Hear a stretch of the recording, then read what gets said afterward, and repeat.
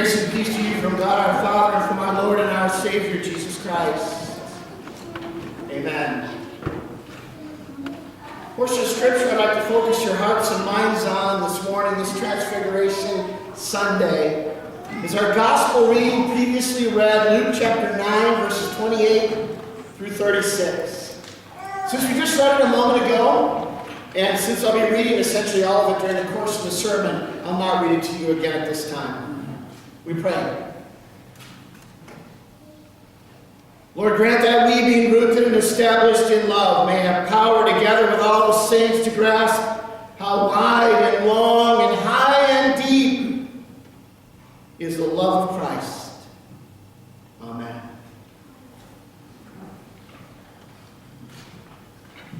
Now to the King eternal, immortal, invisible, the only God, be honor and glory forever and ever.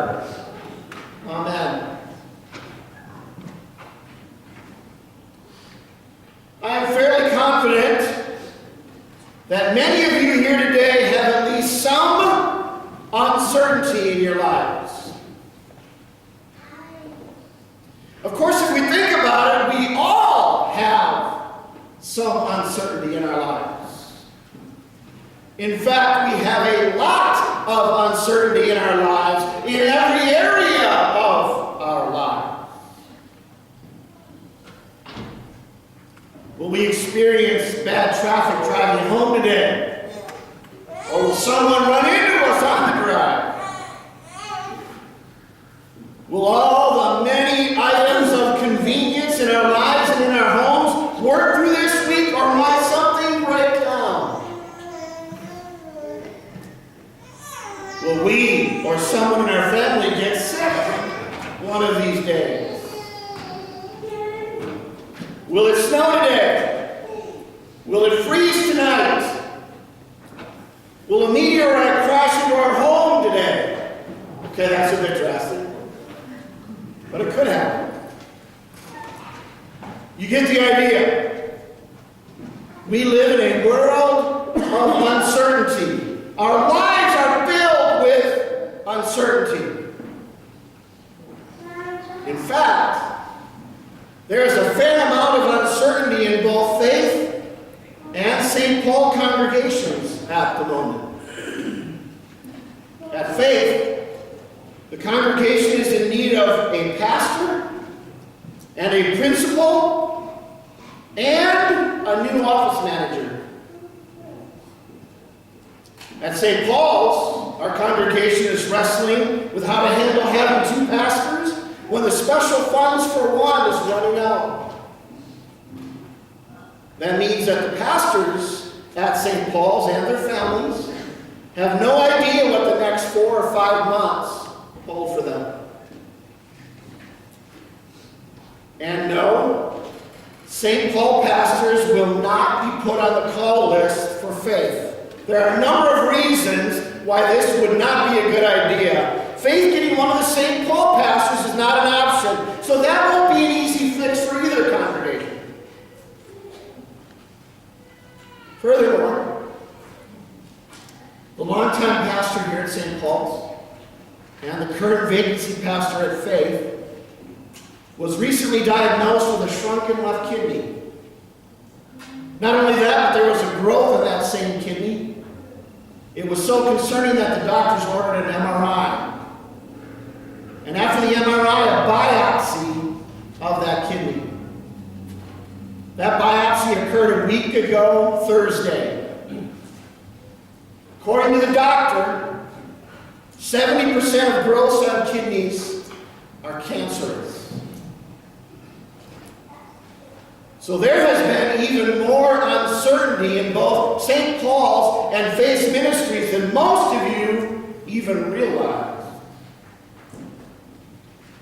All of which underscores the point. We live in an uncertain world. Our lives are filled with uncertainty. Even our congregations are filled with uncertainty. Consequently, Pastor Rue and I thought that it might be a good time to spend some time in our sermons focusing on the uncertainties we are facing. Yes, there's a lot of uncertainty in our lives, even in our congregation. But in the midst of all this uncertainty, we should, we must take comfort in the fact that our God is far, far above all of the uncertainties of this world. In fact, in this world of uncertainty, our God and His Word are just about the only things that are certain. So this morning, we begin an 8-week sermon series called A Certain God in an Uncertain World. Pastor Rue and I pray that it will be a comfort and a blessing to us all. Today, of course, is Transfiguration Sunday, the day when Jesus showed a few of His disciples a bit of His glory. Let's set the stage for what occurred on the Mount of Transfiguration. The disciples had been with Jesus for several years by now. They had heard Him teach wonderful things, both to the crowds publicly, to them personally. They had seen Jesus do incredible things, again, both publicly and privately. And the disciples were convinced, like many of the Jews at that time, that Jesus was indeed the promised Messiah. And just like so many people of the day, the disciples were looking forward to Jesus establishing His kingdom on earth. Undoubtedly, the disciples were also convinced that somehow Jesus was going to free the Jews from the hated Roman rule. I'm sure that in the disciples' minds, it was a done deal. Jesus would be the next king of Judah. They didn't know how it would happen, but this was as certain a thing as they could imagine. The big question for them really was, how would they, Jesus' disciples, play into things? What positions in the kingdom would they hold? In fact, just a little while after the Transfiguration, the disciples were arguing on the road about who was and probably who would be the greatest in Jesus' reign.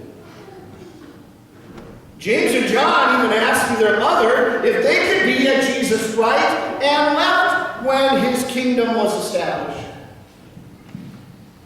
Meanwhile, Jesus continued to try to explain to His disciples that they did not understand what Jesus had come to earth to do. They didn't understand the type of kingdom that Jesus was going to establish. These things weren't quite as certain as they thought they were. For example, Mark writes this just a few paragraphs before his account of the Transfiguration. Mark 8, Jesus then began to teach them, the disciples, that the Son of Man must suffer many things and be rejected by the elders, chief priests, and teachers of the law, and that He must be killed, and after 3 days rise again. He spoke plainly about this. This was a time that Peter took it upon himself to scold Jesus and say that this would never happen, showing that Peter really didn't get what Jesus was all about. In turn, Jesus rebuked Peter. Actually, He rebuked Satan, who was speaking through Peter. This must have been rather unsettling for the disciples, don't you think? Wait a minute, they must have realized. Maybe things aren't quite as certain in regard to Jesus as I thought they were. Maybe our paths, our purposes here on earth are more uncertain than we realized.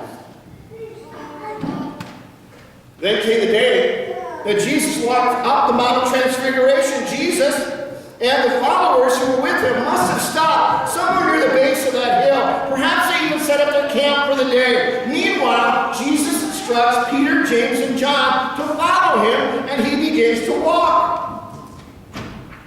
As we read the Gospels, it seems clear that Jesus did not always explain to his disciples where he was going, what he was doing, or why. Almost like parents who don't always explain to their little children what is going on. As my wife and I would say to our young ones, just look, listen, and learn. That seems to be how Jesus often dealt with his disciples as well. So Peter, James, and John are told to come with Jesus. They didn't know why. How could Jesus really explain to them what was about to happen? So they followed Jesus. And they did so with uncertainty. Maybe he was going to pray. Maybe he was going to tell them something. Maybe he was going to show them something. As it turned out, Jesus was going to do all three of those things. If the three disciples were uncertain about things walking up the mountain, imagine what they felt as Jesus began to change right before their eyes. Luke writes, as he was praying, the appearance of his face changed. Matthew writes that it shone like the sun. And his clothes became as bright as a flash of lightning. If Jesus' appearance wasn't enough to unsettle the disciples, then this next thing would. Two men, Moses and Elijah, appeared in glorious splendor, talking with Jesus.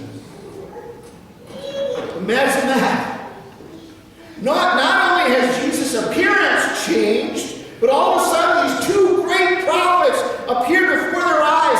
Things are getting stranger and stranger. Luke continues. Then Moses and Elijah spoke about Jesus' departure, which he was about to bring to fulfillment in Jerusalem. More strangeness, more uncertainty.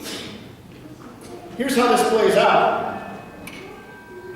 Peter and his companions were very sleepy, but when they became fully awake, they saw his glory and the two men standing with him. As the men were leaving Jesus, Peter said to him, Master, it is good for us to be here. Let us put up 3 shelters, one for you, one for Moses, and one for Elijah. He did not know what he was saying. Peter, James, and John are terrified. They are seeing holiness. They are seeing the glory of God. So they didn't know what to think. They didn't know what to do. They didn't know what to say. So Peter blurts out, let us build some shelters for the 3 of you. While he was speaking, a cloud appeared and enveloped them. And they were afraid as they entered the cloud. A voice came from the cloud saying, this is my son, whom I have chosen. Listen to him. If their terror wasn't enough at already seeing Jesus' glory, suddenly they are surrounded themselves by the glory of God, and they are hearing the voice of God the Father. In Matthew's account, he tells us, when the disciples heard this, they fell face down on the ground, terrified. The disciples did the only thing they could do when seeing and feeling the glory of God and hearing the holy voice of God. They collapsed on the ground in terror. But Jesus came and touched them. Get up. He said, don't be afraid. And they looked up. They saw no one except Jesus. This event must have been pivotal in regard to Peter, James, and John's view of Jesus' ministry. There was always a bit of uncertainty with Jesus, but they were fairly certain up to this point of what Jesus would finally accomplish. But now everything was different. Mark shares this fascinating insight with us in his account of the transfiguration, reading from Mark chapter 9. As they were coming down the mountain, Jesus gave them orders not to tell anyone what they had seen until the Son of Man had risen from the dead. They kept this matter to themselves, discussing what rising from the dead meant. What was Jesus talking about? How could the promised Messiah suffer and die when he was supposed to establish this powerful kingdom on earth? What did Jesus mean by rising from the dead? How did that fit with their view of what Jesus would be doing? So their level of uncertainty was rising. They must have recognized now that things might not go the way they had always envisioned they would. Of course, things went far differently than the disciples expected.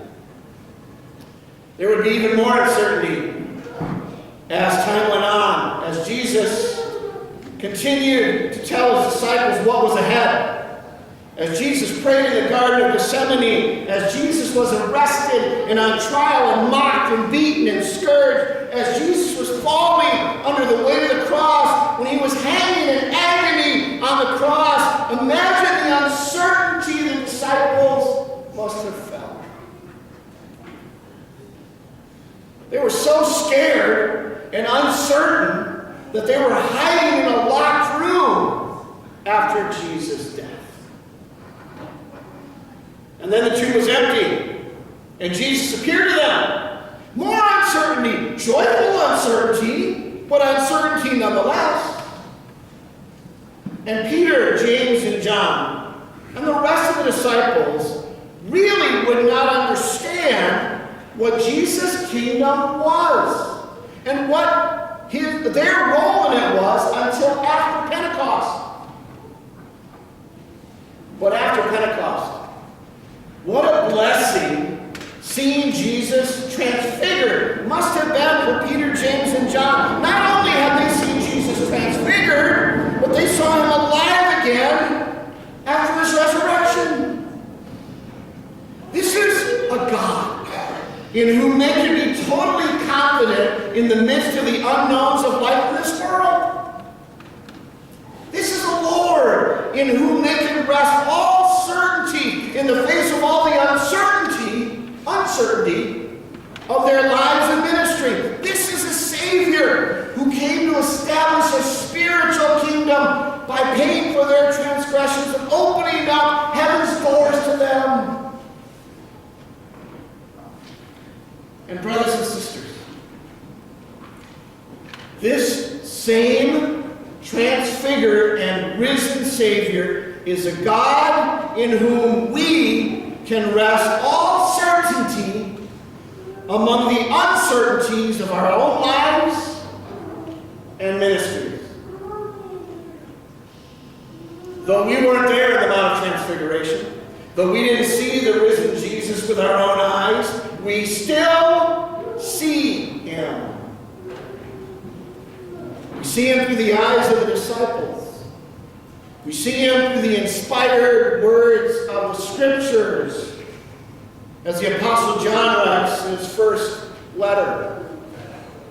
That which was from the beginning, which we have heard, which we have seen with our eyes, which we have looked at, and our hands have touched, this we proclaim concerning the word of life. The life appeared, we have seen it, and testified to it, and we proclaim to you the eternal life, which was with the Father and has appeared to us. We proclaim to you what we have seen and heard, so that you also may have fellowship with us.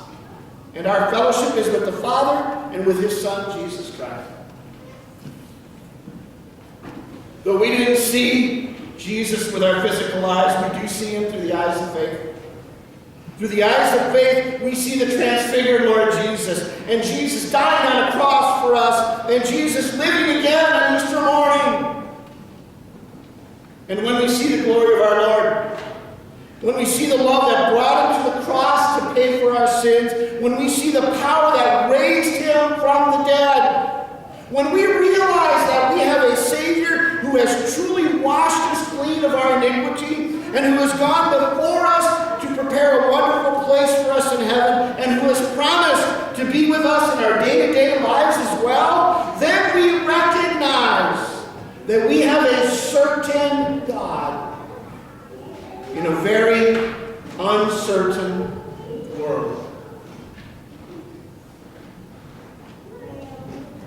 This is incredibly important for us to know because we are all facing our own uncertainties in regard to the future. We all have questions in our lives. Thanks be to God that we have a God who already has all the answers. We may not know what they are, but God does.